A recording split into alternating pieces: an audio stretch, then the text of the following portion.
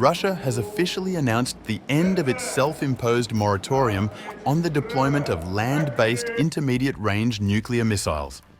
The declaration, made by the Foreign Ministry, marks a significant development in Moscow's evolving security doctrine, driven by what it calls growing and direct threats from the United States and NATO.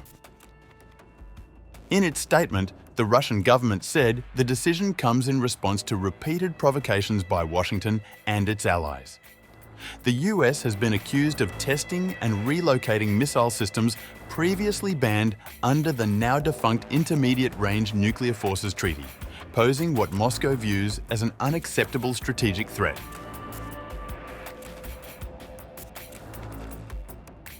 Against the backdrop of targeted steps by the United States, as a result of which the Intermediate-Range Nuclear Forces Treaty, INF, ceased to exist in 2019, and in subsequent years, the Russian Federation has proactively made efforts to maintain restraint in this area. In particular, this was reflected in statements made at the highest level in 2019-2020, which provided for the voluntary adoption by our country of unilateral self-restrictions on the deployment of ground-based INF missiles until similar American-made missile weapons appear in the relevant regions of the world.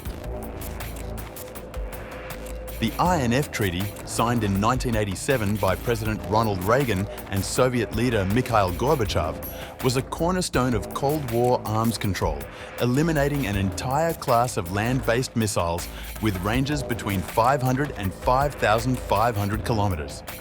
But in 2019, during Donald Trump's first term, the US unilaterally withdrew, citing alleged Russian violations, claims Moscow has always denied.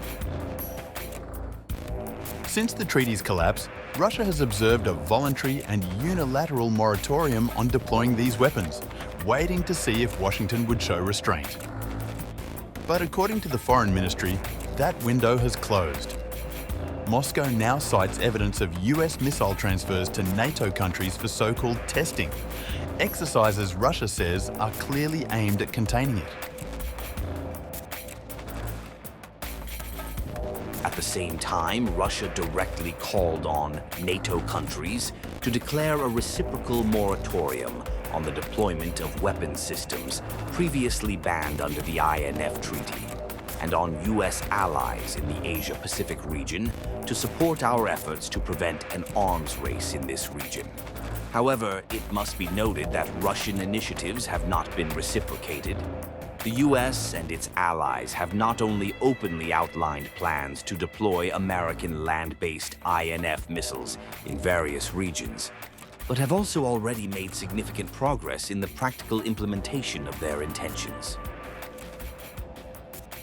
The ministry pointed to specific deployments in Denmark, the Philippines and Australia, calling them part of a larger US effort to encircle Russia with hostile military infrastructure.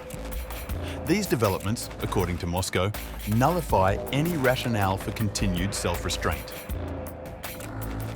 Former Russian President Dmitry Medvedev, now serving as Deputy Chairman of the Security Council, reinforced the decision with a stark message. In a post on X, he blamed NATO's anti-Russian policy for the escalation and declared that the abandonment of the moratorium is a new reality that the West must accept. He warned that further steps will follow.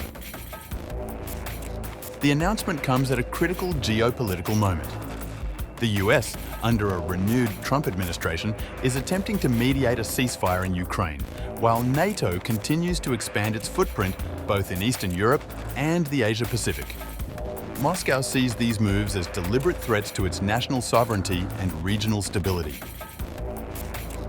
While the Kremlin states that its future actions will be military, technical and proportionate, experts warn that this could signal the beginning of a new arms race, one unrestrained by past treaties or diplomatic frameworks. The spectre of new missile deployments across Europe and Asia is now a tangible possibility. Russia maintains that its restraint over the past 6 years was genuine. From 2019 onward, Moscow refrained from deploying land-based intermediate-range systems, even while the US moved forward with its own programs. Repeated Russian proposals for a reciprocal moratorium were ignored, and now the response is no longer rhetorical. With arms control mechanisms unraveling and strategic trust evaporating, Russia's latest move reflects a global shift. In this new reality, long-standing agreements can no longer be taken for granted, and international security balances may rest on confrontation rather than cooperation.